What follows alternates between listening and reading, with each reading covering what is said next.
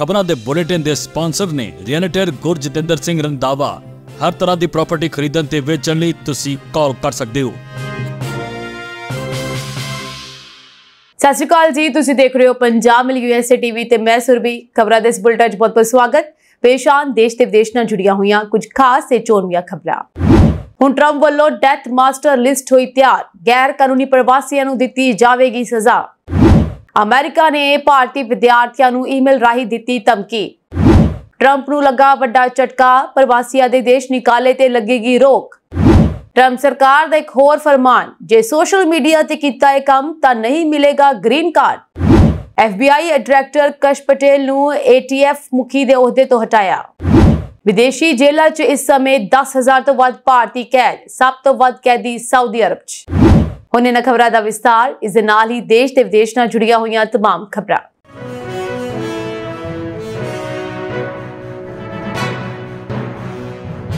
America च Trump प्रशासन ने गैर कानूनी प्रवासियों नूं खुद देश छड्डण लई मजबूर करन लई एक नवी योजना बनाई है। इस योजना के तहत अजिहे लोकां नूं समाजिक सुरक्षा प्रशासन की डेथ मास्टर सूची में शामिल किया जाएगा, जिस विच आम तौर पर मृतक व्यक्तियों के नाम होंदे हन। इन्हां प्रवासियों के समाजिक सुरक्षा नंबर SSN नूं आयोग कर देवेगा अते उन्हां नूं सरकारी लाभां अते वित्ती सेवावां तो वांझा कर देवेगा। यह जानकारी एक प्रशासनिक अधिकारी ने दी है, जिसने अपना नाम गुप्त रखने की शर्त राइटर्स नूं दस्सिया है। यह योजना उन्हां प्रवासियों ते लागू होवेगी जिन्हां नूं बाइडन प्रशासन के अधीन अमेरिका विच कानूनी तौर ते अस्थाई दर्जा दिता गया सी, पर हुण उन्हां दा यह दर्जा रद्द कर दिता गया है।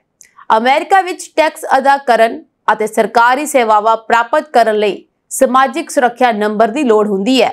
इस तो बिना कोई व्यक्ति बैंक खाता नहीं खोल सकता, क्रेडिट कार्ड प्राप्त नहीं कर सकता या होर बहुत सारे महत्वपूर्ण वित्तीय काम नहीं कर सकता। इस योजना का उद्देश्य यह है कि जो गैर कानूनी प्रवासी या फिर गैर कानूनी तौर ते उत्थे रह रहे लोग अपने आप नूं वित्तीय साधना तो पूरी तरह कटे हुए पाउंदे हन तां ओह अपने आप अमेरिका छड्ड देणगे। न्यूयॉर्क टाइम्स की एक रिपोर्ट के अनुसार यह योजना ट्रंप प्रशासन का संवेदनशील डाटा की वरतों नूं होर वधाउण लई एक होर कदम है। 6,300 अपराधी या शक्की अतवादी पहला ही सूची विच हन। इस तो इलावा द न्यूयॉर्क टाइम्स ने दस्तावेज़ां दा हवाला दिंदे हुए रिपोर्ट दी है कि हुण तक 6,300 तो वध लोकां नूं अपराधी होण जां अतवादी गतिविधियां नाल जुड़े होण दे शक विच डेथ मास्टर लिस्ट विच शामिल किया गया है। ट्रंप प्रशासन का मनना है कि जेकर अमेरिका विच रहण दा कोई आर्थिक या कानूनी लाभ नहीं है तां लोग अपने आप वापस आ जाणगे। राष्ट्रपति ट्रंप के सहायक प्रेस सकत्तर लिज ह्यूस्टन ने कहा कि राष्ट्रपति ट्रंप ने वादा किया सी कि गैर कानूनी प्रवासियों विरुद्ध सख्त कार्रवाई की जाएगी अते योजना उस दिशा विच एक कदम है। सोमवार नूं अमरीकी खजाना विभाग, अंदरूनी मालिया सेवा यानी IRS अते गृह सुरक्षा विभाग एक समझौते ते पहुंचे, जिस दे तहत प्रवासियों का टैक्स डाटा हुण इमीग्रेशन अधिकारियों नूं दिता जाएगा तां जो अजिहे लोकां दा पता लगा सकन। टैरिफ युद्ध दे विचकार हुण अमेरिका च भारतीय विद्यार्थियों दे नाल बुरा व्यवहार किया जा रहा है। ट्रंप प्रशासन ने भारतीय विद्यार्थियों नूं जल्दी तो जल्दी देश छड्डण दा हुक्म दिता है। इन्हां सैकड़े विद्यार्थियों के वीजे रद्द कर दिते गए हैं अते उन्हां नूं ईमेल राही धमकी दी गई है कि वह जल्दी तो जल्दी देश छड्ड के भज जाण। उन्होंने यह भी कहा कि जे तुसीं खुद नहीं भजे तां असीं तुहानूं भजा देवांगे। खास गल है कि अमरीकी विदेश विभाग वल्लों भारतीय विद्यार्थियों नूं भेजी जा रही डाक विच उन्हां ते भी दोष लगाए गए हैं। इन्हां विचों बहुत सारे विद्यार्थी अजिहे हन जो अमरीकी अदालत विच बेकसूर साबित होए हैं। एक ताज़ा खबर के अनुसार विद्यार्थी वीजा रद्द करने लई छोटिया छोटिया गल्लां ते भी विचार किया जा रहा है। अंतरराष्ट्रीय विद्यार्थी लगातार डर के माहौल विच हन क्योंकि कोई नहीं जानता कि अमरीकी राष्ट्रपति अगे की फैसला लैणगे। सो यह कहा जा रहा है कि जेकर किसी नूं तेज रफ्तार नाल गड्डी चलाउण लई भी नोटिस मिलदा है तां उसका अमेरिका का वीजा भी रद्द कर दिता जा सकता है। इस खबर नाल अंतरराष्ट्रीय विद्यार्थियों लई एक नवी मुसीबत खड़ी हो गई है। अमरीकी यूनिवर्सिटियों के अनुसार भारतीय समेत बहुत सारे अंतरराष्ट्रीय विद्यार्थियों के वीजे रद्द किए जा रहे हैं।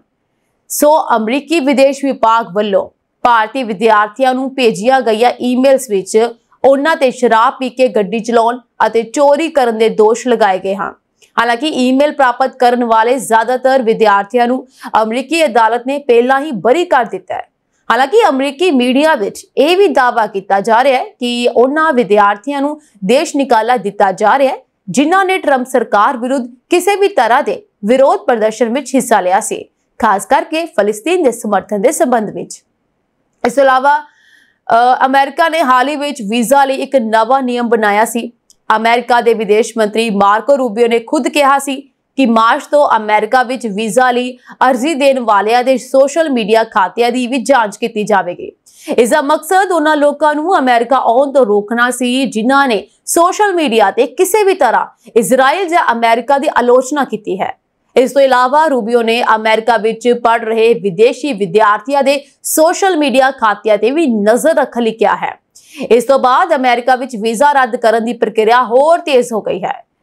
इस तो इलावा तुहानूं दस दें कि ट्रंप के अजीबो-गरीब फैसले कारण अमेरिका विच पढ़ रहे विद्यार्थी उलझन विच हन। कुछ विद्यार्थी ट्रंप विरुद्ध गुस्सा भी जाहिर कर रहे हैं। वो कहते हैं कि विद्यार्थी लाखां रुपए खर्च करके इत्थे डिग्री प्राप्त करने लई आउंदे हन अते अमरीकी सरकार उन्हां नूं कई तरह के आदेश दे के डिग्री पूरी करन तो रोक रही है। मीडिया रिपोर्टां के अनुसार ज्यादातर विद्यार्थियों के मन विच यह सवाल हुंदा है कि जेकर डिग्री प्रोग्राम नूं विचकार छड्ड दिंदे हन तां ओह अपनी पढ़ाई किवें पूरी करनगे। अमेरिका के राष्ट्रपति डोनाल्ड ट्रंप नूं वड्डा झटका लगन जा रहा है। जी हां, अमेरिका के भारतीय मूल के एक संघी जज ने कहा है कि वह ट्रंप प्रशासन के उस फैसले ते रोक लगाएगा जिस विच 4 देशां क्यूबा, हैती, निकारागुआ और वेनेजुएला के लोगों नूं देश निकाला दिता जाना है। इन्हां 4 देशों के लगभग 5 लाख लोग अमेरिका विच अस्थाई तौर पर रह रहे हैं अते उन्हां दी अमेरिका विच रहन दी समा सीमा इस महीने के अंत विच खत्म हो रही है। भारतीय मूल दी संघी जज इंदिरा तलवानी ने कहा कि वह इन्हां देशों के लोगों नूं देश निकाला देण दे सरकार के फैसले नूं रोकण लई एक हुक्म जारी करेगी। दरअसल अमरीकी सरकार का एक कानूनी प्रोग्राम है जिस दे तहत 4 देशां जिस विच क्यूबा, हैती, निकारागुआ और वेनेजुएला के लोग कानूनी तौर पर 2 साल लई अमेरिका विच रह सकते हैं और काम कर सकते हैं। इस समय दौरान जेकर ये लोग अमेरिका विच वसना चाहते हैं तो वह नागरिकता लई अर्जी भी दे सकते हैं। हालांकि ट्रंप प्रशासन का कहना है कि मौजूदा प्रोग्राम अपने उद्देश्यों को प्राप्त नहीं कर रहा है, इसलिए उसने 24 अप्रैल नूं इस प्रोग्राम को खत्म करन अते इस दे तहत अमेरिका विच रह रहे लगभग 5 लाख लोगों नूं देश निकाला देण दा ऐलान किया है। हुण इस ते सुनवाई दौरान संघी जज इंदिरा ने कहा है कि सरकार नूं इस प्रोग्राम नूं खत्म करने लई एक तर्कसंगत फैसला लेना होवेगा। उन्होंने यह भी कहा है कि सरकार वालों इस वेले पेश की जा रही दलील कानून की गलत व्याख्या ते आधारित है। गौरतलब है कि ट्रंप प्रशासन वड्डे पद्धर ते अमेरिका तो गैर कानूनी प्रवासियों नूं देश निकाला दे रहा है। इस दे नाल ही गैर कानूनी प्रवासियों नूं अमेरिका विच दाखल होने तो रोकण लई सरहदी सुरक्षा भी सख्त की जा रही है। प्रवासियों ते नकेल कसन लई पूरा जोर लगा रही अमरीकी सरकार ने एक होर फरमान जारी करते हुए प्रवासियों के सोशल मीडिया अकाउंट्स की जांच सख्त कर दी है। डोनाल्ड ट्रंप अमेरिका के राष्ट्रपति वजों दूजे कार्यकाल लई अहुदा संभालन तो बाद तो ही वड्डे फैसले ले रहे हैं। सो वह यह भी देख रहे हैं कि संयुक्त राज्य अमेरिका च रह रहे विदेशी उन्हां दे देश लई किते कोई खतरा तां पैदा नहीं कर रहे। इस तहत हुण अमरीकी वीजा, ग्रीन कार्ड या नागरिकता लई अप्लाई करने वाले हरेक व्यक्ति नूं अपने सोशल मीडिया अकाउंट्स के वेरवे उत्थों दे अधिकारियों नाल साझे करने पैणगे। मन्निया जा रहा है कि इसका ऐलान पहला अमरीकी होमलैंड सिक्योरिटी वालों किया गया सी ते हुण प्रवासियों ते सख्त नियम लागू कर रही अमरीकी सरकार ने भी यह ऐलान किया है। अमरीकी अधिकारियों ने खुलासा किया है कि जेकर उन्होंने सोशल मीडिया ते देश विरोधी पोस्टां साझियां कीतियां हन तां उन्हां नूं वीजा या ग्रीन कार्ड नहीं दिते जाणगे। अमरीकी नागरिकता और इमीग्रेशन डिपार्टमेंट ने स्पष्ट किया है कि वह विद्यार्थी वीजा तो लैके ग्रीन कार्ड तक सारियां दे सोशल मीडिया अकाउंट्स की निगरानी कर रही है। यह ऐलान ट्रंप प्रशासन वालों विवादपूर्ण तौर पर संयुक्त राज्य अमेरिका च विद्यार्थियों के वीजे रद्द करने तो बाद आया है। होमलैंड सिक्योरिटी सेक्रेटरी क्रिस्टी ने स्पष्ट किया है कि जो कोई भी सोचता है कि वह अमेरिका च आके यहूदी विरोधी हिंसा और अतवाद नूं जायज ठहरा सकता है उसनूं हुण दोबारा सोचना पवेगा। ट्रंप प्रशासन ने FBI डायरैक्टर कश पटेल ਨੂੰ ਅਮਰੀਕਾ 'ਚ ਅਲਕੋਹਲ, ਤੰਬਾਕੂ, ਹਥਿਆਰ ਅਤੇ ਵਿਸਫੋਟਕ ਬਿਊਰੋ ਦੇ ਅੰਤਰਿਮ ਮੁਖੀ ਦੇ ਅਹੁਦੇ ਤੋਂ ਹਟਾ ਦਿੱਤਾ ਹੈ। ਉਹਨਾਂ ਦੀ ਥਾਂ ਫੌਜ ਸਕੱਤਰ ਡੈਨ ਡ੍ਰਿਸਕੋਲ ਨੂੰ ਨਿਯੁਕਤ ਕੀਤਾ ਗਿਆ ਹੈ। ਦ ਵਾਸ਼ਿੰਗਟਨ ਪੋਸਟ ਨੇ ਇਹ ਜਾਣਕਾਰੀ ਦਿੱਤੀ ਹੈ। ਇੱਕ ਅਮਰੀਕੀ ਰੱਖਿਆ ਅਧਿਕਾਰੀ ਨੇ ਦ ਹਿਲ ਨੂੰ ਦੱਸਿਆ ਕਿ ਡ੍ਰਿਸਕੋਲ ATF ਦੇ ਕਾਰਜਕਾਰੀ ਨਿਰਦੇਸ਼ਕ ਹਨ ਅਤੇ ਫੌਜ ਸਕੱਤਰ ਬਣੇ ਰਹਿਣਗੇ। ਰੱਖਿਆ ਅਧਿਕਾਰੀ ਨੇ ਦੱਸਿਆ ਕਿ ਡ੍ਰਿਸਕੋਲ ਨੂੰ ਯੂਰਪ ਦੀ ਯਾਤਰਾ ਦੌਰਾਨ ਨਿਯੁਕਤੀ ਬਾਰੇ ਸੂਚਿਤ ਕੀਤਾ ਗਿਆ। ਇਸ ਤੋਂ ਇਲਾਵਾ ਡਿਜੀਟਲ ਨੇ ਪਟੇਲ ਦੇ ਨਜ਼ਦੀਕੀ ਸੂਤਰ ਦਾ ਹਵਾਲਾ ਦਿੰਦੇ ਹੋਏ ਕਿਹਾ ਕਿ ATF ਦਾ ਚਾਰਜ ਉਹਨਾਂ ਤੋਂ ਇਸ ਲਈ ਵਾਪਸ ਲੈ ਲਿਆ ਗਿਆ ਕਿਉਂਕਿ ਉਹ ਬਿਊਰੋ ਤੇ ਧਿਆਨ ਕੇਂਦਰਿਤ ਕਰਨਾ ਚਾਹੁੰਦੇ ਸੀ। ਸੂਤਰ ਨੇ ਦੱਸਿਆ ਕਿ ਬੇਸ਼ੱਕ ਉਹ ਸੇਵਾ ਦੇਣ 'ਚ ਖੁਸ਼ ਸੀ, ਪਰ ਉਹ FBI ਦਾ ਡਾਇਰੈਕਟਰ ਬਣ ਕੇ ਹੀ ਕੰਮ ਕਰਨਾ ਚਾਹੁੰਦੇ ਹਨ। ਇਸ ਸਾਲ ਫਰਵਰੀ ਦੇ ਅਖੀਰ ਵਿੱਚ ਪਟੇਲ ਨੂੰ ਨਿਆਂ ਵਿਭਾਗ ਦੇ ਅੰਦਰ ਇੱਕ ਘਰੇਲੂ ਕਾਨੂੰਨ ਲਾਗੂ ਕਰਨ ਵਾਲੀ ਏਜੰਸੀ ATF ਦੇ ਕਾਰਜਕਾਰੀ ਨੇਤਾ ਵਜੋਂ ਨਾਮਜ਼ਦ ਕੀਤਾ ਗਿਆ ਸੀ। FBI ਦਾ ਚਾਰਜ ਸੰਭਾਲਣ ਤੋਂ ਥੋੜੀ ਦੇਰ ਬਾਅਦ ਹੀ ਉਹਨਾਂ ਨੇ ਸਹੁੰ ਚੁੱਕੀ। ATF ਗੈਰ ਕਾਨੂੰਨੀ ਹਥਿਆਰਾਂ ਅਤੇ ਪਦਾਰਥਾਂ ਦੀ ਤਸਕਰੀ ਨੂੰ ਰੋਕਣ ਲਈ ਜ਼ਿੰਮੇਵਾਰ ਹੈ, ਜਿਸ ਵਿੱਚ ਦੱਖਣੀ ਸਰਹੱਦ ਰਾਹੀਂ ਅਮਰੀਕਾ ਤਸਕਰੀ ਕੀਤੇ ਜਾਣ ਵਾਲੇ ਹਥਿਆਰ ਵੀ ਸ਼ਾਮਲ ਹਨ। ਇੱਕ ਰਿਪੋਰਟ ਮੁਤਾਬਕ ਮੌਜੂਦਾ ਸਮੇਂ ਦੁਨੀਆ ਭਰ ਦੀਆਂ ਵਿਦੇਸ਼ੀ ਜੇਲ੍ਹਾਂ 'ਚ ਇਸ ਸਮੇਂ 10,000 ਤੋਂ ਵੱਧ ਭਾਰਤੀ ਨਾਗਰਿਕ ਕੈਦ ਹਨ। ਇਨ੍ਹਾਂ ਭਾਰਤੀਆਂ 'ਚੋਂ ਕਈਆਂ ਤੇ ਚੱਲ ਰਹੇ ਮਾਮਲਿਆਂ ਤੇ ਸੁਣਵਾਈ ਚੱਲ ਰਹੀ ਹੈ, ਜਦਕਿ ਕਈਆਂ ਨੂੰ ਸਜ਼ਾ ਸੁਣਾ ਦਿੱਤੀ ਗਈ ਹੈ। ਵਿਦੇਸ਼ੀ ਜੇਲ੍ਹਾਂ 'ਚ ਬੰਦ ਭਾਰਤੀ ਕੈਦੀਆਂ ਨੂੰ ਆਪਣੇ ਵਤਨ ਲਿਆਉਣ ਲਈ ਭਾਰਤ ਨੇ ਹੁਣ ਤੱਕ 31 ਦੇਸ਼ਾਂ ਨਾਲ ਕਰਾਰ ਕੀਤਾ ਹੈ ਤਾਂ ਜੋ ਭਾਰਤੀ ਕੈਦੀ ਆਪਣੇ ਦੇਸ਼ ਆ ਕੇ ਇੱਥੋਂ ਦੀ ਜੇਲ੍ਹ 'ਚ ਆਪਣੀ ਸਜ਼ਾ ਪੂਰੀ ਕਰ ਸਕਣ। ਸਾਲ 2023 ਦੌਰਾਨ ਅਜਿਹੇ 5 ਭਾਰਤੀਆਂ ਨੂੰ ਦੇਸ਼ ਲਿਆਂਦਾ ਜਾ ਚੁੱਕਿਆ ਹੈ, ਜਿਨ੍ਹਾਂ 'ਚੋਂ 3 ਈਰਾਨ, 1 ਕੰਬੋਡੀਆ ਤੇ 1 ਇੰਗਲੈਂਡ ਦੀ ਜੇਲ੍ਹ ਵਿੱਚ ਕੈਦ ਸੀ। ਇਸ ਰਿਪੋਰਟ 'ਚ ਇਹ ਵੀ ਦੱਸਿਆ ਗਿਆ ਹੈ ਕਿ 12 ਦੇਸ਼ ਅਜਿਹੇ ਵੀ ਹਨ ਜਿੱਥੇ ਦੀਆਂ ਜੇਲ੍ਹਾਂ 'ਚ 100 ਤੋਂ ਵੱਧ ਭਾਰਤੀ ਕੈਦੀ ਕੈਦ ਹਨ। ਇਨ੍ਹਾਂ 'ਚੋਂ ਸਭ ਤੋਂ ਵੱਧ ਭਾਰਤੀ ਕੈਦੀ ਸਾਊਦੀ ਅਰਬ ਦੀਆਂ ਜੇਲ੍ਹਾਂ ਵਿੱਚ ਕੈਦ ਹਨ, ਜਿਨ੍ਹਾਂ ਦੀ ਗਿਣਤੀ 2647 ਹੈ, ਜਦਕਿ ਇਸ ਤੋਂ ਬਾਅਦ UAE ਜਿਸ ਵਿੱਚ 2479 ਕੈਦੀ ਕੈਦ ਹਨ। ਸੋ ਇਸ ਤੋਂ ਇਲਾਵਾ ਨੇਪਾਲ ਦੇ ਵਿੱਚ ਵੀ 1187, ਕਤਰ ਵਿੱਚ 740, ਕੁਵੈਤ ਵਿੱਚ 387 ਤੇ ਮਲੇਸ਼ੀਆ ਵਿੱਚ 371 ਕੈਦੀ ਜੋ ਨੇ ਕੈਦ ਹਨ। ਸੋ ਇਨ੍ਹਾਂ ਦੇਸ਼ਾਂ ਤੋਂ ਭਾਰਤੀ ਕੈਦੀਆਂ ਨੂੰ ਵਾਪਸ ਆਪਣੇ ਦੇਸ਼ ਲਿਆਉਣ ਦੇ ਲਈ ਭਾਰਤੀ ਵਿਦੇਸ਼ ਮੰਤਰਾਲੇ ਲਗਾਤਾਰ ਕੋਸ਼ਿਸ਼ਾਂ ਕਰ ਰਿਹਾ ਹੈ ਤੇ ਇਨ੍ਹਾਂ ਦੇਸ਼ਾਂ ਨਾਲ ਸੰਪਰਕ 'ਚ ਹੈ। ਇਨ੍ਹਾਂ 12 ਚੋਂ 9 ਦੇਸ਼ਾਂ ਨਾਲ ਭਾਰਤ ਨੇ ਕੈਦੀਆਂ ਦੇ ਟ੍ਰਾਂਸਫਰ ਸੰਬੰਧੀ ਕਰਾਰ ਕਰ ਲਿਆ ਹੈ ਤੇ ਹੁਣ ਇਨ੍ਹਾਂ ਕੈਦੀਆਂ ਦੀ ਟ੍ਰਾਂਸਫਰ ਪ੍ਰਕਿਰਿਆ ਲਈ ਲੋੜੀਂਦੇ ਦਸਤਾਵੇਜ਼ ਜੁਟਾਏ ਜਾ ਰਹੇ ਹਨ ਤਾਂ ਜੋ ਇਨ੍ਹਾਂ ਦੀ ਵਤਨ ਵਾਪਸੀ ਹੋ ਸਕੇ। ਅਮਰੀਕਾ ਦੇ ਨਿਊਯਾਰਕ ਵਿੱਚ ਇੱਕ ਖਤਰਨਾਕ ਹਾਦਸਾ ਵਾਪਰਿਆ। ਨਿਊਯਾਰਕ ਸਿਟੀ ਦੇ ਗਗਨਚੁੰਬੀ ਇਮਾਰਤਾਂ ਅਤੇ ਚਮਕਦੇ ਆਸਮਾਨ ਵਿਚਕਾਰ ਵੀਰਵਾਰ ਦੁਪਹਿਰ ਨੂੰ ਇੱਕ ਦਿਲ ਦਹਿਲਾ ਦੇਣ ਵਾਲਾ ਹਾਦਸਾ ਵਾਪਰਿਆ। ਹਡਸਨ ਨਦੀ ਵਿੱਚ ਇੱਕ ਸੈਲਾਨੀ ਹੈਲੀਕਾਪਟਰ ਦੇ ਹਾਦਸਾਗ੍ਰਸਤ ਹੋਣ ਕਾਰਨ ਘੱਟੋ-ਘੱਟ 6 ਲੋਕਾਂ ਦੀ ਮੌਤ ਹੋ ਗਈ। ਹਾਦਸਾ ਇੰਨਾ ਭਿਆਨਕ ਸੀ ਕਿ ਕੁਝ ਲੋਕਾਂ ਨੇ ਹੈਲੀਕਾਪਟਰ ਦੇ ਟੁਕੜੇ ਹਵਾ ਵਿੱਚ ਡਿੱਗਦੇ ਦੇਖੇ। ਰਿਪੋਰਟ ਅਨੁਸਾਰ ਇਹ ਹਾਦਸਾ ਸਥਾਨਕ ਸਮੇਂ ਅਨੁਸਾਰ ਦੁਪਹਿਰ 3:15 ਵਜੇ ਦੇ ਕਰੀਬ ਵਾਪਰਿਆ, ਜਦਕਿ ਬੈਲ 206 ਹੈਲੀਕਾਪਟਰ ਨੇ ਡਾਊਨਟਾਊਨ ਮੈਨਹਟਨ ਦੇ ਹੈਲੀਕਾਪਟਰ ਤੋਂ ਉਡਾਨ ਭਰੀ। ਇਸ ਦਾ ਰਸਤਾ ਸਟੈਚੂ ਆਫ ਲਿਬਰਟੀ ਦੇ ਉੱਪਰੋਂ ਨਿਊ ਜਰਸੀ ਵੱਲ ਸੀ। ਇਸ ਵਿੱਚ ਇੱਕ ਸਪੈਨਿਸ਼ ਪਰਿਵਾਰ ਦੇ 5 ਮੈਂਬਰ ਅਤੇ ਇੱਕ ਪਾਇਲਟ ਸਵਾਰ ਸਨ। ਰਿਪੋਰਟ ਦੇ ਅਨੁਸਾਰ ਉਡਾਨ ਭਰਨ ਤੋਂ ਥੋੜੀ ਦੇਰ ਬਾਅਦ ਚਸ਼ਮਦੀਦਾ ਨੇ ਹੈਲੀਕਾਪਟਰ ਨੂੰ ਹਿਲਦੇ ਦੇਖਿਆ ਅਤੇ ਕੁਝ ਸਕਿੰਟਾਂ ਬਾਅਦ ਇਹ ਤੇਜ਼ੀ ਨਾਲ ਘੁੰਮਣ ਲੱਗਾ ਅਤੇ ਸਿੱਧਾ ਹਡਸਨ ਨਦੀ ਵਿੱਚ ਡਿੱਗਿਆ। ਹਾਦਸੇ ਤੋਂ ਬਾਅਦ ਐਮਰਜੈਂਸੀ ਟੀਮਾਂ ਨੇ ਤੁਰੰਤ ਬਚਾਅ ਕਾਰਜ ਸ਼ੁਰੂ ਕਰ ਦਿੱਤੇ। ਸਾਰੀਆਂ 6 ਲਾਸ਼ਾਂ ਨਦੀ ਵਿੱਚੋਂ ਕੱਢ ਲਿਆ ਗਈਆਂ। 4 ਦੀ ਮੌਕੇ ਤੇ ਮੌਤ ਹੋ ਗਈ, ਜਦਕਿ 2 ਨੇ ਹਸਪਤਾਲ ਵਿੱਚ ਦਮ ਤੋੜ ਦਿੱਤਾ। ਪੀੜਤਾਂ ਵਿੱਚ 3 ਮਾਸੂਮ ਬੱਚੇ ਵੀ ਸ਼ਾਮਲ ਸਨ। ਤੁਹਾਨੂੰ ਦੱਸ ਦਈਏ ਕਿ ਬੈਲ 206 ਇੱਕ ਬਹੁਤ ਮਸ਼ਹੂਰ ਹੈਲੀਕਾਪਟਰ ਹੈ ਜੋ ਸੈਲਾਨੀ ਉਡਾਨਾਂ ਅਤੇ ਨਿੱਜੀ ਸਵਾਰੀਆਂ ਲਈ ਵਰਤਿਆ ਜਾਂਦਾ ਹੈ। ਇਸ ਨੂੰ ਇੱਕ ਤਜਰਬੇਕਾਰ ਅਮਰੀਕੀ ਪਾਇਲਟ ਦੁਆਰਾ ਉਡਾਇਆ ਗਿਆ ਸੀ, ਜਿਸ ਨੂੰ 1200 ਘੰਟਿਆਂ ਤੋਂ ਵੱਧ ਉਡਾਨ ਦਾ ਤਜਰਬਾ ਸੀ। ਹਾਦਸੇ ਦਾ ਕਾਰਨ ਅਜੇ ਸਾਹਮਣੇ ਨਹੀਂ ਆਇਆ, ਪਰ ਅਧਿਕਾਰੀਆਂ ਦਾ ਮੰਨਣਾ ਹੈ ਕਿ ਮਕੈਨੀਕਲ ਖਰਾਬੀ ਕਾਰਨ ਹੈਲੀਕਾਪਟਰ ਆਪਣਾ ਸੰਤੁਲਨ ਗਵਾ ਬੈਠਾ ਅਤੇ ਪਾਇਲਟ ਦੇ ਕੰਟਰੋਲ ਤੋਂ ਬਾਹਰ ਹੋ ਗਿਆ। ਇਸ ਤੋਂ ਇਲਾਵਾ ਇੱਕ ਹੋਰ ਸੰਭਾਵਨਾ ਇਹ ਹੋ ਸਕਦੀ ਹੈ ਕਿ ਹੈਲੀਕਾਪਟਰ ਕਿਸੇ ਹੋਰ ਚੀਜ਼ ਨਾਲ ਟਕਰਾ ਸਕਦਾ ਹੈ, ਜਾਂ ਤੀਜਾ ਕਾਰਨ ਇਹ ਹੋ ਸਕਦਾ ਹੈ ਕਿ ਪਾਇਲਟ ਨੇ ਗਲਤੀ ਕੀਤੀ ਹੈ। ਅਮਰੀਕੀ ਸੰਘੀ ਹਵਾਬਾਜ਼ੀ ਪ੍ਰਸ਼ਾਸਨ ਨੇ ਇਸ ਦੀ ਜਾਂਚ ਸ਼ੁਰੂ ਕਰ ਦਿੱਤੀ ਹੈ। ਤੁਹਾਨੂੰ ਦੱਸ ਦਈਏ ਕਿ ਹਡਸਨ ਨਦੀ ਤੇ ਇਹ ਪਹਿਲਾ ਹਾਦਸਾ ਨਹੀਂ ਹੈ। ਦਰਅਸਲ ਇਸ ਤੋਂ ਪਹਿਲਾਂ 2009 ਵਿੱਚ ਵੀ ਇੱਕ ਯਾਤਰੀ ਜਹਾਜ਼ ਅਤੇ ਇੱਕ ਹੈਲੀਕਾਪਟਰ ਵਿਚਕਾਰ ਹੋਈ ਟੱਕਰ ਵਿੱਚ 9 ਲੋਕਾਂ ਦੀ ਮੌਤ ਹੋ ਗਈ ਸੀ। ਇਸ ਤੋਂ ਇਲਾਵਾ 2018 ਵਿੱਚ ਵੀ ਇੱਕ ਸੈਲਾਨੀ ਹੈਲੀਕਾਪਟਰ ਹਾਦਸਾਗ੍ਰਸਤ ਹੋ ਗਿਆ ਸੀ, ਜਿਸ ਵਿੱਚ 5 ਸੈਲਾਨੀ ਮਾਰੇ ਗਏ। ਰਿਪੋਰਟਾਂ ਅਨੁਸਾਰ ਹਾਦਸੇ ਵਿੱਚ ਮਾਰੇ ਗਏ ਸਾਰੇ ਸੈਲਾਨੀ ਸਪੇਨ ਦੇ ਸਨ। ਸਪੇਨ ਦੀ ਸਰਕਾਰ ਨੇ ਹਾਦਸੇ ਤੇ ਦੁੱਖ ਪ੍ਰਗਟ ਕੀਤਾ ਅਤੇ ਜਾਂਚ ਵਿੱਚ ਅਮਰੀਕਾ ਤੋਂ ਸਹਿਯੋਗ ਦੀ ਮੰਗ ਕੀਤੀ। ਅਮਰੀਕੀ ਰਾਸ਼ਟਰਪਤੀ ਡੋਨਾਲਡ ਟਰੰਪ ਵੱਲੋਂ ਚੀਨੀ ਸਮਾਨ ਤੇ ਲਗਾਇਆ ਗਿਆ ਨਵਾਂ ਟੈਰਿਫ 125% ਨਹੀਂ ਸਗੋਂ 145% ਹੈ। ਵਾਈਟ ਹਾਊਸ ਨੇ ਇਹ ਸਪਸ਼ਟ ਕਰ ਦਿੱਤਾ ਹੈ ਕਿ CNBC ਦੇ ਇੱਕ ਰਿਪੋਰਟ ਦੇ ਅਨੁਸਾਰ ਵਾਈਟ ਹਾਊਸ ਦੇ ਇੱਕ ਅਧਿਕਾਰੀ ਨੇ ਕਿਹਾ ਕਿ ਨਵੇਂ ਵਾਅਦੇ ਤੋਂ ਬਾਅਦ ਅਮਰੀਕਾ ਦੁਆਰਾ ਚੀਨ ਤੇ ਲਗਾਏ ਗਏ ਟੈਰਿਫ ਦੀ ਕੁੱਲ ਦਰ ਹੁਣ 145% ਹੋ ਜਾਵੇਗੀ। ਇਸ ਤੋਂ ਪਹਿਲਾਂ ਉਹਨਾਂ ਨੇ ਚੀਨ ਤੇ 125% ਟੈਰਿਫ ਲਾਉਣ ਦਾ ਐਲਾਨ ਕੀਤਾ ਸੀ, ਜਦਕਿ ਬਾਕੀ ਦੇਸ਼ਾਂ ਤੇ 10% ਬੇਸਲਾਈਨ ਟੈਰਿਫ ਲਗਾਇਆ ਗਿਆ ਸੀ। ਚੀਨ ਤੇ 145% ਟੈਰਿਫ ਲਾਉਣ ਦਾ ਸਿੱਧਾ ਮਤਲਬ ਹੈ ਕਿ ਚੀਨ ਵਿੱਚ ਬਣਿਆ $100 ਦਾ ਸਾਮਾਨ ਹੁਣ ਅਮਰੀਕਾ 'ਚ ਜਾ ਕੇ $245 ਦਾ ਹੋ ਜਾਵੇਗਾ। ਅਮਰੀਕਾ ਵਿੱਚ ਚੀਨੀ ਸਾਮਾਨ ਮਹਿੰਗਾ ਹੋਣ ਕਾਰਨ ਇਸ ਦੀ ਵਿਕਰੀ ਘਟ ਜਾਵੇਗੀ।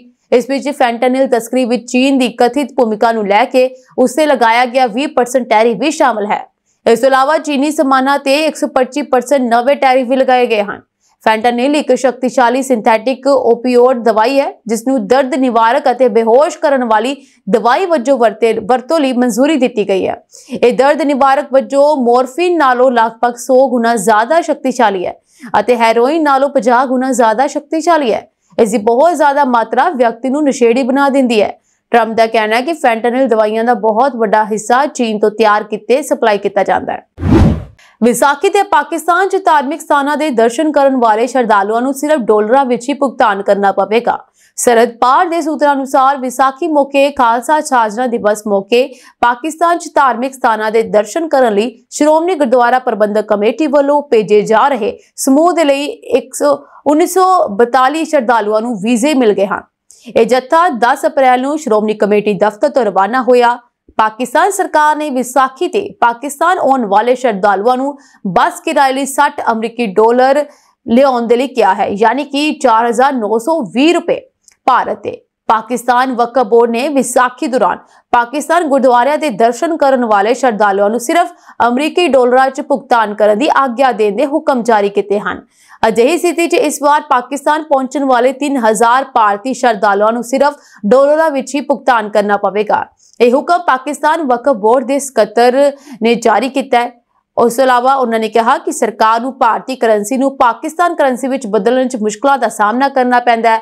ਇਸ ਲਈ ਸ਼ਰਧਾਲੂਆਂ ਨੂੰ ਪਾਕਿਸਤਾਨ ਵਿੱਚ ਦਾਖਲ ਹੋਣ ਤੋਂ ਪਹਿਲਾਂ ਘੱਟੋ-ਘੱਟ $60 ਆਪਣੇ ਨਾਲ ਲੈ ਕੇ ਜਾਣੇ ਚਾਹੀਦੇ ਹਨ, ਨਹੀਂ ਤਾਂ ਉਹਨਾਂ ਨੂੰ ਪ੍ਰਵੇਸ਼ ਦੌਰਾਨ ਮੁਸ਼ਕਲਾਂ ਦਾ ਸਾਹਮਣਾ ਕਰਨਾ ਪੈ ਸਕਦਾ ਹੈ। ਸ਼੍ਰੋਮਣੀ ਗੁਰਦੁਆਰਾ ਪ੍ਰਬੰਧਕ ਕਮੇਟੀ ਵੱਲੋਂ 1942 ਸ਼ਰਧਾਲੂਆਂ ਦੇ ਪਾਸਪੋਰਟ ਦਿੱਲੀ ਸਥਿਤ ਪਾਕਿਸਤਾਨ ਦੂਤਾਵਾਸ ਨੂੰ ਭੇਜੇ ਗਏ ਹਨ।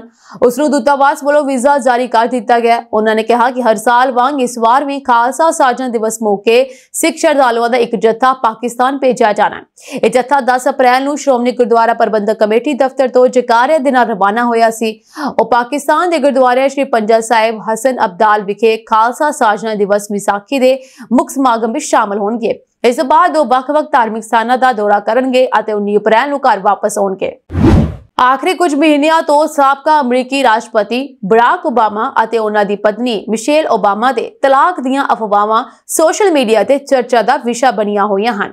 ਇਹ ਗੱਲ ਵਧੇਰੇ ਤਦੋਂ ਚਰਚਾ ਵਿੱਚ ਆਈ, ਮਤਲਬ ਕਿ ਇਹ ਗੱਲ ਉਦੋਂ ਜ਼ਿਆਦਾ ਚਰਚਾ ਵਿੱਚ ਆਈ ਜਦੋਂ ਮਿਸ਼ੇਲ ਕੁਝ ਵੱਡੇ ਜਨਤਕ ਸਮਾਗਮਾਂ ਵਿੱਚ ਬਰਾਕ ਦੇ ਨਾਲ ਨਹੀਂ ਦੇਖੀ ਗਈ, ਜਿਵੇਂ ਕਿ ਸਾਬਕਾ ਰਾਸ਼ਟਰਪਤੀ ਜਿਮੀ ਕਾਰਟਰ ਦੇ ਅੰਤਿਮ ਸੰਸਕਾਰ ਜਾਂ ਡੋਨਾਲਡ ਟਰੰਪ ਦੇ ਉਦਘਾਟਨ ਸਮਾਰੋਹ ਵਿੱਚ। ਕੁਝ ਮੀਡੀਆ ਰਿਪੋਰਟਾਂ ਨੇ ਤਾਂ ਬਰਾਕ ਓਬਾਮਾ ਨੂੰ ਅਦਾਕਾਰਾ ਜੈਨੀਫਰ ਐਨਿਸਟਨ ਨਾਲ ਵੀ ਜੋੜ ਦਿੱਤਾ, ਹਾਲਾਂਕਿ ਇਸ ਦੀ ਕੋਈ ਪੁਸ਼ਟੀ ਨਹੀਂ ਹੋਈ ਹੈ। ਇੱਕ ਪੋਡਕਾਸਟ ਗੱਲ ਕਰਦਿਆਂ ਮਿਸ਼ੇਲ ਨੇ ਸਾਫ਼ ਕੀਤਾ ਕਿ ਉਹ ਅਤੇ ਬਰਾਕ ਠੀਕ ਹਨ। ਉਹਨਾਂ ਨੇ ਕਿਹਾ ਕਿ ਉਹ ਹੁਣ ਆਪਣੀ ਆਜ਼ਾਦੀ, ਪਸੰਦ ਅਤੇ ਆਪਣੀ ਤੰਦਰੁਸਤੀ ਨੂੰ ਤਰਜੀਹ ਦੇ ਰਹੇ ਹੈ। ਉਹਨਾਂ ਨੇ ਕਿਹਾ, ਮੈਂ ਹੁਣ ਆਪਣੀ ਜ਼ਿੰਦਗੀ 'ਚ ਕੁਝ ਚੀਜ਼ਾਂ ਨੂੰ ਨਾ ਕਹਿ ਰਹੀ ਹਾਂ ਜੋ ਪਹਿਲਾਂ ਲੋਕਾਂ ਦੀ ਉਮੀਦਾਂ ਵਾਸਤੇ ਕਰ ਲੈਂਦੀ ਸੀ। ਬਰਾਕ ਓਬਾਮਾ ਦਾ ਜਵਾਬ ਵੈਲੈਂਟਾਈਨ ਡੇ ਤੇ ਬਰਾਕ ਨੇ ਮਿਸ਼ੇਲ ਨਾਲ ਇੱਕ ਸੈਲਫੀ ਸਾਂਝੀ ਕਰਦਿਆਂ ਲਿਖਿਆ ਕਿ 32 ਸਾਲਾਂ ਬਾਅਦ ਵੀ ਤੈਨੂੰ ਦੇਖ ਕੇ ਦਿਲ ਧੜਕਣਾ ਨਹੀਂ ਰੁਕਦਾ। ਮਿਸ਼ੇਲ ਨੇ ਵੀ ਪਿਆਰ ਭਰਾ ਜਵਾਬ ਦਿੱਤਾ। ਇਸ ਨਾਲ ਇਹ ਸਾਫ਼ ਹੋ ਗਿਆ ਕਿ ਦੋਵੇਂ ਵਿਚਕਾਰ ਪਿਆਰ ਅਜੇ ਵੀ ਕਾਇਮ ਹੈ। ਮਿਸ਼ੇਲ ਨੇ ਇੱਕ ਹੋਰ ਪੋਡਕਾਸਟ ਮਜ਼ਾਕ ਵਿੱਚ ਕਿਹਾ ਕਿ ਬਰਾਕ ਹਮੇਸ਼ਾ ਦੇਰ ਨਾਲ ਪਹੁੰਚਦਾ ਹੈ, ਪਰ ਇਹ ਉਹਦੀ ਪੁਰਾਣੀ ਆਦਤ ਹੈ। ਉਹ ਕਹਿੰਦੀ ਹੈ ਕਿ ਉਹ ਹੁਣ ਆਪਣੀ ਜ਼ਿੰਦਗੀ 'ਚ ਨਵੀਆਂ ਤਰਜੀਹਾਂ ਤੇ ਧਿਆਨ ਦੇ ਰਹੀ ਹੈ। ਇੱਕ ਨਾਈਟ ਕਲੱਬ ਦੀ ਛੱਤ ਡਿੱਗਣ ਨਾਲ 218 ਜਣਿਆਂ ਦੀ ਮੌਤ ਹੋ ਗਈ ਹੈ ਅਤੇ 200 ਤੋਂ ਵੱਧ ਜ਼ਖਮੀ ਹੋ ਗਏ ਹਨ। ਇਹ ਘਟਨਾ ਮੈਰੇਂਗੋਏ ਸੰਗੀਤ ਸਮਾਰੋਹ ਦੌਰਾਨ ਵਾਪਰੀ। National institute of forensic pathology ਨੇ ਰਿਪੋਰਟ ਦਿੱਤੀ ਹੈ ਕਿ ਹੁਣ ਤੱਕ 54 ਪੀੜਤਾਂ ਦੀ ਪਛਾਣ ਕੀਤੀ ਜਾ ਚੁੱਕੀ ਹੈ। ਕਈ ਹੋਰ ਅਜੇ ਵੀ ਲਾਪਤਾ ਹਨ। ਇਸ ਦੌਰਾਨ ਸੈਂਟੋ ਡੋਮਿੰਗੋ ਦੀ ਰਾਜਧਾਨੀ ਵਿੱਚ ਵੱਡੀ ਗਿਣਤੀ ਲੋਕ ਆਪਣੇ ਅਜ਼ੀਜ਼ਾਂ ਦੀ ਭਾਲ ਕਰ ਰਹੇ ਹਨ। ਦੂਜੇ ਪਾਸੇ ਜਿਨ੍ਹਾਂ ਦੇ ਸਕੇ ਸੰਬੰਧੀਆਂ ਦਾ ਹਸਪਤਾਲਾਂ ਅਤੇ ਫੋਰੈਂਸਿਕ ਇੰਸਟੀਚਿਊਟ ਵਿੱਚ ਭਾਲ ਕਰਨ ਤੇ ਵੀ ਕੋਈ ਅਤਾ ਪਤਾ ਨਾ ਲੱਗਿਆ, ਉਹ ਨਿਰਾਸ਼ ਹਨ। ਇਸ ਕਰਕੇ ਲਗਾਤਾਰ ਜਿਹੜੀ ਹੈ ਜਾਂਚ ਵੀ ਕੀਤੀ ਜਾ ਰਹੀ ਹੈ ਔਰ ਇਹ ਗਿਣਤੀ ਪਹਿਲਾਂ 100 ਸੀ ਜੋ ਹੁਣ 200 ਤੋਂ ਪਾਰ ਹੋ ਚੁੱਕੀ ਹੈ। ਅਮਰੀਕਾ ਤੇ ਚੀਨ ਦਰਮਿਆਨ ਤਣਾਅ ਹੋਰ ਵੱਧ ਗਿਆ ਹੈ ਜਦੋਂ ਬੀਜਿੰਗ ਨੇ ਆਪਣੇ ਨਾਗਰਿਕਾਂ ਨੂੰ ਸੋਚ ਸਮਝ ਕੇ ਅਮਰੀਕਾ ਜਾਣ ਦੀ ਐਡਵਾਈਜ਼ਰੀ ਜਾਰੀ ਕਰ ਦਿੱਤੀ ਹੈ। ਚੀਨ ਦੇ ਸੈਰ ਸਪਾਟਾ ਮੰਤਰਾਲੇ ਵੱਲੋਂ ਆਪਣੇ ਨਾਗਰਿਕਾਂ ਨੂੰ ਸੁਝਾਅ ਦਿੱਤਾ ਗਿਆ ਹੈ ਕਿ ਅਮਰੀਕਾ ਜਾਣ ਤੋਂ ਪਹਿਲਾਂ ਹਾਲਾਤ ਦਾ ਡੂੰਘਾਈ ਦੇ ਨਾਲ ਮੁਲਾਂਕਣ ਕੀਤਾ ਜਾਵੇ। ਐਡਵਾਈਜ਼ਰੀ ਕਹਿੰਦੀ ਹੈ ਕਿ ਅਮਰੀਕਾ ਵਿੱਚ ਸੁਰੱਖਿਆ ਹਾਲਾਤ ਅਤੇ ਦੋਹਾਂ ਮੁਲਕਾਂ ਦਰਮਿਆਨ ਵਿਗੜਦੇ ਕਾਰੋਬਾਰੀ ਰਿਸ਼ਤਿਆਂ ਦੇ ਮੱਦੇਨਜ਼ਰ ਅਮਰੀਕਾ ਜਾਣਾ ਜ਼ੋਖਮ ਭਰਿਆ ਹੋ ਸਕਦਾ ਹੈ। ਇਸ ਦੌਰਾਨ ਚੀਨ ਦੇ ਸਿੱਖਿਆ ਮੰਤਰਾਲੇ ਨੇ ਵਿਦਿਆਰਥੀਆਂ ਨੂੰ ਵੱਖਰੀ ਚੇਤਾਵਨੀ ਜਾਰੀ ਕਰਦਿਆਂ ਕਿਹਾ ਕਿ ਅਮਰੀਕਾ ਜਾਣ ਤੋਂ ਗੁਰੇਜ਼ ਕੀਤਾ ਜਾਵੇ। ਸਿੱਖਿਆ ਮਹਿਕਮੇ ਦੀ ਚੇਤਾਵਨੀ ਕਹਿੰਦੀ ਹੈ ਕਿ ਚੀਨ ਦੇ ਵਿਦਿਆਰਥੀਆਂ ਨੂੰ ਵੱਡੀਆਂ ਕਾਨੂੰਨੀ ਸਮੱਸਿਆਵਾਂ ਦਾ ਸਾਹਮਣਾ ਕਰਨਾ ਪੈ ਸਕਦਾ ਹੈ। ਦੂਜੇ ਪਾਸੇ ਅਮਰੀਕਾ ਤੇ ਚੀਨ ਦਰਮਿਆਨ ਕਾਰੋਬਾਰੀ ਜੰਗ ਤੇਜ਼ ਹੋਣ ਦਾ ਫਾਇਦਾ ਭਾਰਤੀ ਲੋਕਾਂ ਨੂੰ ਹੁੰਦਾ ਨਜ਼ਰ ਆ ਰਿਹਾ ਹੈ। ਜੀ ਹਾਂ, ਟੈਰਿਫ ਦੇ ਮੱਦੇਨਜ਼ਰ ਚੀਨ ਦੀਆਂ ਇਲੈਕਟ੍ਰੋਨਿਕ ਸਾਜ਼ੋ ਸਮਾਨ ਤਿਆਰ ਕਰਨ ਵਾਲੀਆਂ ਕੰਪਨੀਆਂ ਵੱਲੋਂ ਭਾਰਤੀ ਕਾਰੋਬਾਰੀਆਂ ਨੂੰ 5% ਤੱਕ ਛੋਟ ਦੀ ਪੇਸ਼ਕਸ਼ ਕੀਤੀ ਜਾ ਰਹੀ ਹੈ, ਜਿਸ ਰਾਹੀਂ ਟੀਵੀ, ਫ੍ਰਿਜ, ਸਮਾਰਟਫੋਨ ਅਤੇ ਹੋਰ ਇਲੈਕਟ੍ਰੋਨਿਕ ਸਮਾਨ ਸਸਤਾ ਹੋ ਸਕਦਾ ਹੈ। ਉਧਰ ਏਸ਼ੀਆਈ ਬਾਜ਼ਾਰਾਂ ਵਿੱਚ ਵੀ 10% ਦੀ ਤੇਜ਼ੀ ਦੇਖਣ ਨੂੰ ਮਿਲੀ। ਜਾਪਾਨ ਦਾ ਸ਼ੇਅਰ ਬਾਜ਼ਾਰ 2900 ਅੰਕ ਉੱਪਰ ਆ ਗਿਆ, ਜਦਕਿ ਦੱਖਣੀ ਕੋਰੀਆ ਦੇ ਸ਼ੇਅਰ ਬਾਜ਼ਾਰ ਵਿੱਚ 151 ਅੰਕਾਂ ਦਾ ਇਜ਼ਾਫਾ ਦਰਜ ਕੀਤਾ ਗਿਆ। ਤਾਈਵਾਨ ਦੇ ਸ਼ੇਅਰ ਬਾਜ਼ਾਰ ਵਿੱਚ 1608 ਅੰਕਾਂ ਦਾ ਉਛਾਲ ਆਇਆ ਅਤੇ ਭਾਰਤ ਦਾ ਨਿਫਟੀ 700 ਅੰਕ ਵਧਿਆ। ਚੀਨ ਅਤੇ ਅਮਰੀਕਾ ਵਿਚਕਾਰ ਚੱਲ ਰਹੀ ਟੈਰਿਫ ਜੰਗ ਦੇ ਵਿਚਕਾਰ ਚੀਨੀ ਵਿਦੇਸ਼ ਮੰਤਰਾਲੇ ਦੇ ਬੁਲਾਰੇ ਮਾਓ ਨਿੰਗ ਨੇ ਕਿਹਾ ਕਿ ਚੀਨ ਉਕਸਾਉਣ ਤੋਂ ਨਹੀਂ ਡਰਦਾ ਅਤੇ ਪਿੱਛੇ ਨਹੀਂ ਹਟੇਗਾ। ਮਾਓ ਨਿੰਗ ਨੇ 1953 ਚ ਅਮਰੀਕਾ ਨਾਲ ਜੰਗ ਦੌਰਾਨ ਸਾਬਕਾ ਚੀਨੀ ਨੇਤਾ ਮਾਓ ਜੇ ਤੁੰਗ ਦਾ ਇੱਕ ਵੀਡੀਓ ਸਾਂਝਾ ਕੀਤਾ। ਅਸੀਂ ਚੀਨੀ ਹਾਂ, ਅਸੀਂ ਭੜਕਾਹਟ ਤੋਂ ਨਹੀਂ ਡਰਦੇ, ਅਸੀਂ ਪਿੱਛੇ ਨਹੀਂ ਹਟਦੇ। ਮਾਓ ਨਿੰਗ ਨੇ ਵੀਡੀਓ ਸਾਂਝਾ ਕਰਦੇ ਹੋਏ ਕਿਹਾ ਕਿ ਇਹ ਜੰਗ ਕਿੰਨੀ ਦੇਰ ਚੱਲੇਗੀ ਇਹ ਅਸੀਂ ਫੈਸਲਾ ਨਹੀਂ ਕਰ ਸਕਦੇ। ਇਹ ਰਾਸ਼ਟਰਪਤੀ ਟਰੂਮੈਨ ਤੇ ਨਿਰਭਰ ਕਰਦਾ ਸੀ ਅਤੇ ਰਾਸ਼ਟਰਪਤੀ ਆਈਜ਼ਨਹਾਵਰ ਤੇ ਨਿਰਭਰ ਕਰੇਗਾ। ਜੋ ਵੀ ਅਗਲਾ ਅਮਰੀਕੀ ਰਾਸ਼ਟਰਪਤੀ ਬਣਦਾ ਹੈ ਇਹ ਉਹਨਾਂ ਤੇ ਨਿਰਭਰ ਕਰਦਾ ਹੈ। ਉਹਨਾਂ ਨੇ ਕਿਹਾ ਇਹ ਜੰਗ ਭਾਵੇਂ ਕਿੰਨੀ ਵੀ ਦੇਰ ਚੱਲੇ ਅਸੀਂ ਕਦੇ ਹਾਰ ਨਹੀਂ ਮੰਨਾਂਗੇ, ਅਸੀਂ ਪੂਰੀ ਤਰ੍ਹਾਂ ਜਿੱਤਣ ਤੱਕ ਲੜਾਂਗੇ। ਅਮਰੀਕੀ ਰਾਸ਼ਟਰਪਤੀ ਡੋਨਾਲਡ ਟਰੰਪ ਨੇ ਬੁੱਧਵਾਰ ਨੂੰ ਚੀਨ ਤੇ ਟੈਰਿਫ ਨੂੰ ਤੁਰੰਤ 125% ਤੱਕ ਵਧਾਉਣ ਦਾ ਐਲਾਨ ਕੀਤਾ। ਅਮਰੀਕੀ ਰਾਸ਼ਟਰਪਤੀ ਦਾ ਇਹ ਕਦਮ ਚੀਨ ਵੱਲੋਂ 10 ਅਪ੍ਰੈਲ ਤੋਂ ਅਮਰੀਕੀ ਸਮਾਨਾਂ ਤੇ ਆਪਣੇ ਟੈਰਿਫ 34% ਤੋਂ ਵਧਾ ਕੇ 84% ਕਰਨ ਤੋਂ ਬਾਅਦ ਆਇਆ। ਅਲ ਜਜ਼ੀਰਾ ਦੀ ਰਿਪੋਰਟ ਅਨੁਸਾਰ ਚੀਨ ਨੇ ਐਲਾਨ ਕੀਤਾ ਹੈ ਕਿ ਉਹ 10 ਅਪ੍ਰੈਲ ਤੋਂ ਅਮਰੀਕੀ ਸਮਾਨਾਂ ਤੇ ਆਪਣੇ ਟੈਰਿਫ 34% ਤੋਂ ਵਧਾ ਕੇ 84% ਕਰੇਗਾ। ਇਸ ਤੋਂ ਪਹਿਲਾਂ ਐਤਵਾਰ ਨੂੰ ਵੀ ਟਰੰਪ ਨੇ ਚੀਨ ਤੇ ਟੈਰਿਫ 50% ਵਾਧੂ ਵਧਾਉਣ ਦੀ ਧਮਕੀ ਦਿੱਤੀ ਸੀ, ਜਦੋਂ ਬੀਜਿੰਗ ਨੇ 2 ਅਪ੍ਰੈਲ ਨੂੰ ਲਿਬਰੇਸ਼ਨ ਡੇ ਦੌਰਾਨ ਅਮਰੀਕੀ ਰਾਸ਼ਟਰਪਤੀ ਦੁਆਰਾ ਪਰਸਪਰ ਟੈਰਿਫ ਦਾ ਐਲਾਨ ਕਰਨ ਤੋਂ ਬਾਅਦ 34% ਜਵਾਬੀ ਟੈਰਿਫ ਵਾਧੇ ਨੂੰ ਲਾਗੂ ਕੀਤਾ ਸੀ। ਅਮਰੀਕਾ ਵੱਲੋਂ ਭਾਰਤ ਤੇ ਲਗਾਏ ਗਏ ਵਾਧੂ ਟੈਕਸਾਂ ਸੰਬੰਧੀ ਫੈਸਲੇ ਨੂੰ 90 ਦਿਨਾਂ ਲਈ 9 ਜੁਲਾਈ ਤੱਕ ਮੁਲਤਵੀ ਕਰਨ ਦਾ ਐਲਾਨ ਕੀਤਾ ਗਿਆ ਹੈ। ਇਹ ਜਾਣਕਾਰੀ ਵਾਈਟ ਹਾਊਸ ਨੇ ਇੱਕ ਹੁਕਮ ਜਾਰੀ ਕਰਕੇ ਦਿੱਤੀ। ਹਾਲਾਂਕਿ ਟੈਕਸਾਂ ਦੀ ਇਹ ਮੁਅੱਤਲੀ ਹਾਂਗਕਾਂਗ, ਮਕਾਊ ਤੋਂ ਇਲਾਵਾ ਚੀਨ ਤੇ ਲਾਗੂ ਨਹੀਂ ਹੈ। 2 ਅਪ੍ਰੈਲ ਨੂੰ ਅਮਰੀਕਾ ਦੇ ਰਾਸ਼ਟਰਪਤੀ ਡੋਨਾਲਡ ਟਰੰਪ ਨੇ ਕਰੀਬ 60 ਦੇਸ਼ਾਂ ਤੋਂ ਦਰਾਮਦ ਹੁੰਦੇ ਉਤਪਾਦਾਂ ਤੇ ਟੈਕਸ ਲਗਾਉਣ ਅਤੇ ਭਾਰਤ ਵਰਗੇ ਦੇਸ਼ਾਂ ਤੇ ਵੱਖਰੇ ਤੌਰ ਤੇ ਵਧੇਰੇ ਟੈਕਸ ਲਗਾਉਣ ਦਾ ਐਲਾਨ ਕੀਤਾ ਸੀ। ਟਰੰਪ ਦੇ ਇਸ ਕਦਮ ਦੇ ਨਾਲ ਦੁਨੀਆ ਦੇ ਸਭ ਤੋਂ ਵੱਡੇ ਅਰਥਚਾਰੇ ਵਿੱਚ ਝੀਂਗਾ ਤੋਂ ਲੈ ਕੇ ਸਟੀਲ ਉਤਪਾਦਾਂ ਤੱਕ ਦੀ ਵਿਕਰੀ ਪ੍ਰਭਾਵਿਤ ਹੋਣ ਦਾ ਖਦਸ਼ਾ ਹੈ। ਟਰੰਪ ਪ੍ਰਸ਼ਾਸਨ ਦੇ ਇਸ ਕਦਮ ਦਾ ਉਦੇਸ਼ ਅਮਰੀਕਾ ਤੇ ਵੱਡੇ ਵਪਾਰ ਘਾਟੇ ਨੂੰ ਘੱਟ ਕਰਨਾ ਅਤੇ ਘਰੇਲੂ ਉਤਪਾਦਨ ਨੂੰ ਬੜਾਵਾ ਦੇਣਾ ਸੀ। ਅਮਰੀਕਾ ਨੇ ਭਾਰਤ ਤੇ 26% ਦਾ ਵਾਧੂ ਟੈਰਿਫ ਲਗਾਇਆ, ਜੋ ਕਿ ਥਾਈਲੈਂਡ, ਵੀਅਤਨਾਮ ਅਤੇ ਚੀਨ ਵਰਗੇ ਪ੍ਰਤੀਯੋਗੀ ਦੇਸ਼ਾਂ ਦੇ ਮੁਕਾਬਲੇ ਘੱਟ ਹੈ। ਟੈਕਸਾਂ 'ਚ ਵਾਧੇ ਦਾ ਇਹ ਹੁਕਮ 9 ਅਪ੍ਰੈਲ ਤੋਂ ਪ੍ਰਭਾਵੀ ਹੋਣਾ ਸੀ, ਪਰ ਟਰੰਪ ਨੇ ਹੁਣ ਇਸ ਨੂੰ 90 ਦਿਨਾਂ ਲਈ ਯਾਨੀ ਕਿ 9 ਜੁਲਾਈ ਤੱਕ ਮੁਲਤਵੀ ਕਰ ਦਿੱਤਾ ਹੈ। ਇਸ ਦੇ ਨਾਲ ਹੀ ਵਾਈਟ ਹਾਊਸ ਦੇ ਹੁਕਮਾਂ ਵਿੱਚ ਕਿਹਾ ਗਿਆ ਹੈ ਕਿ ਸੰਬੰਧਿਤ ਦੇਸ਼ਾਂ ਤੇ ਲਗਾਇਆ ਗਿਆ 10% ਮੁੱਢਲਾ ਟੈਕਸ ਲਾਗੂ ਰਹੇਗਾ। ਇਹ ਸਾਂਝੀ ਦੇਸ਼ ਤੇ ਵਿਦੇਸ਼ ਨਾਲ ਜੁੜੀਆਂ ਹੋਈਆਂ ਕੁਝ ਖਾਸ ਤੇ ਚੋਣਵੀਆਂ ਖਬਰਾਂ ਹੋਰ ਅਪਡੇਟਸ ਨਾਲ ਜੁੜੇ ਰਹਿਣ ਦੇ ਲਈ ਤੁਸੀਂ ਬਨੇ ਰਹੋ ਪੰਜਾਬ ਮੇਰੀ ਯੂਐਸਏ ਟੀਵੀ ਦੇ ਨਾਲ। ਤੁਹਾਡੇ ਸਭ ਦਾ ਬਹੁਤ ਬਹੁਤ ਧੰਨਵਾਦ।